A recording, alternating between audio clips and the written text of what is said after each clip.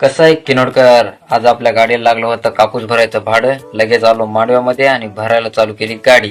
पोरं पटपट झटपट गाडी भरायली. लगेच मारली आपण जाळी आणि मागच्या बाजूला ताडपत्री पण बांधून घेतली. चालू केली गाडी भरायला. गाडी भरायला वेळ नाही लागला आपल्याला. पूर्णपणे गाडी लोड करली आणि राहिलेला कापूस पोरांनी वेचून घेतला. पूर्णपणे लोड करून गाडी पोराने दोरी मारून घेतली. दोरी मारून लगेच निघलो आपण गावाबाहेर. लगेच आलो आपण दुधगावच्या MIDCच्या जिनिंग मध्ये. नंबराला गाडी लावून घेतली. अगोदरच गाड्या खूप नंबराला लागून होत्या. तिथंच भेटला आपल्याला हिरामन भाऊ, पण कापूस घेऊन आलता. लगेच आला आपल्या गाडीचा नंबर आणि घेतली गाडी काट्यावर. लगेच लावली आपण गाडी खाली करायला. पोरं पण लवकर चढले आपल्या गाडीवर. गाडीला मदत करावं लागले आम्हाला. काय खर्च नाही करायचा, काय फायदा नाही.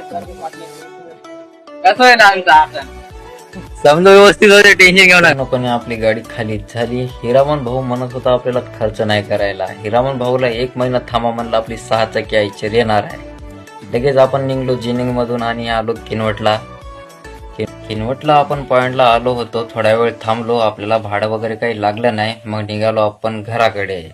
आज आपल्या किनवटचा बाजार आहे मित्रांनो, आणि रोडचे पण काम चालू आहे. त्यामुळे थोडासा ट्रॅफिकचा प्रॉब्लेम होते मित्रांनो. थोडे दिवस तर सांभाळून आपल्याला घ्यावंच लागते. तरी पण कसा वाटला मित्रांनो आपला मिनी ब्लॉग. भेटूया आपण नेक्स्ट ब्लॉग मध्ये. तोपर्यंत बाय बाय.